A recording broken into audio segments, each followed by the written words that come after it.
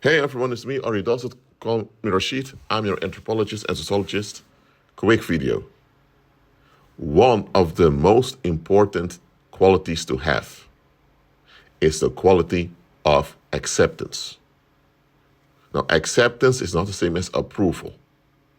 Approval means you agree with something, you endorse something, and you receive and advance something. For example, it can be that your cousin is smoking. Now, you accept the fact that they're smoking, because that's the fact of reality. But it doesn't mean you approve of it, that you are okay with it, that you want it to continue. Accept simply means accept the fact in the present as they are. Look, if a loved one passes away, you need to accept that they've died. You need to accept they're not coming back.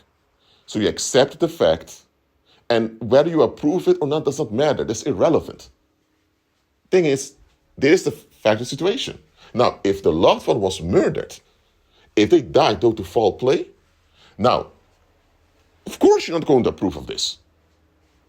However, just because you don't approve of it doesn't mean you can bring him back to life. So approval and acceptance are two different things.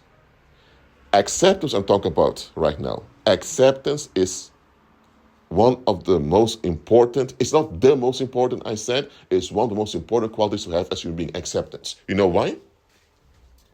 By operating in acceptance, you take responsibility.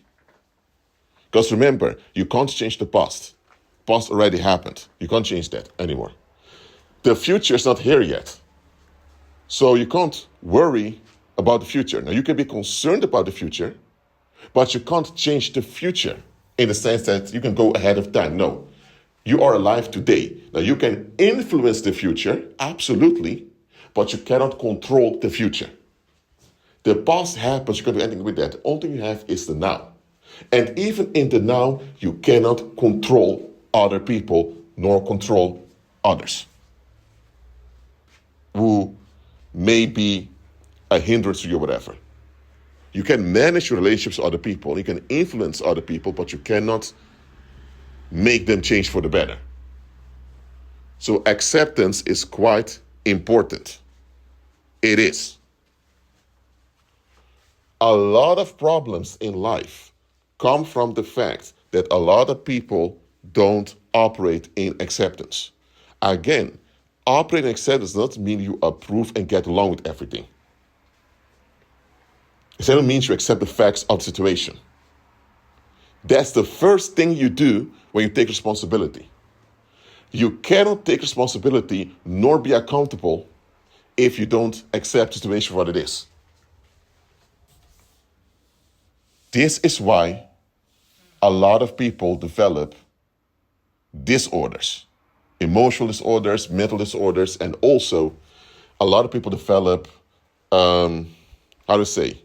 they develop this toxic imbalance in human relationships, which leads towards narcissism, because they don't accept the facts for what they are.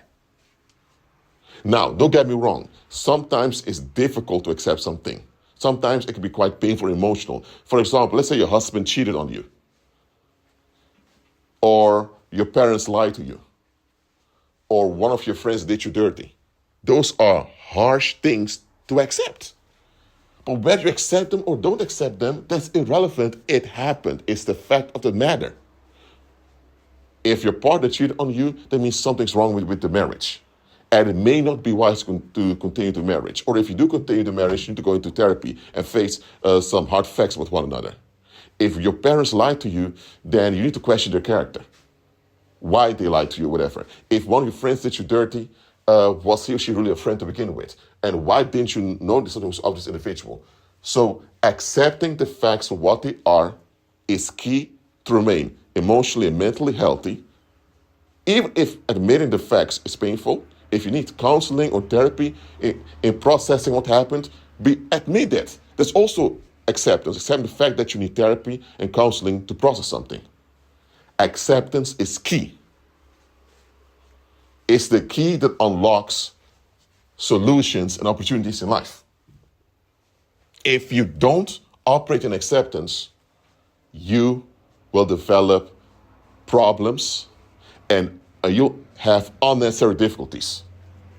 And that is something a lot of believers go through. I'm not even talking about worldlings right now. I'm talking about believers. Too many believers go through unnecessary difficulty, unnecessary trauma.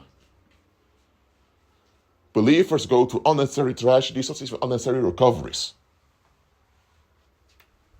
And some recoveries will still leave scars behind, sometimes even emotional scars that you have to deal with the rest of your life.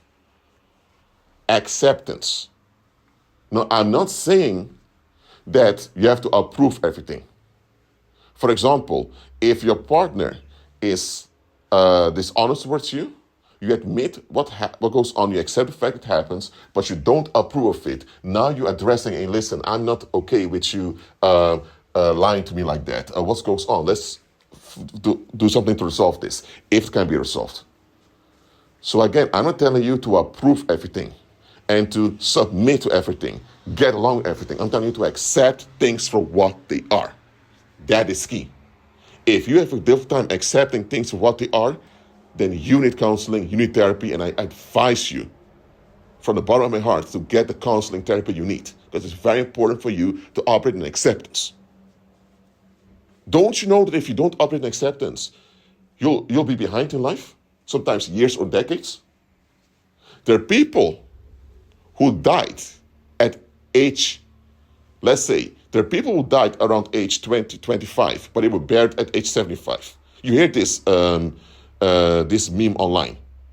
What I mean is the factual date that they died was age 75. But since age 25, they've been stuck in life. They haven't lived. They've gone into a routine. So they've been wasting away for 50 years. And then they pass away. Why?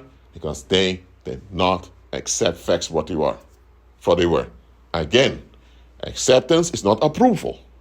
Acceptance doesn't mean you condone or agree or support something. So it means you accept the facts of what they are, and from there you deal with the reality of the situation. Please be realistic. Once you're realistic, now you can develop a positive attitude and be constructive. How can you be positive and constructive if you're not realistic about what goes on? It's not possible. If you're not realistic, you cannot be positive and constructive. If you're not realistic, you're all in denial, which will lead to toxicity. You need to accept the full facts of what goes on, and then you know how to deal with them in a constructive way. Well, that's it for now.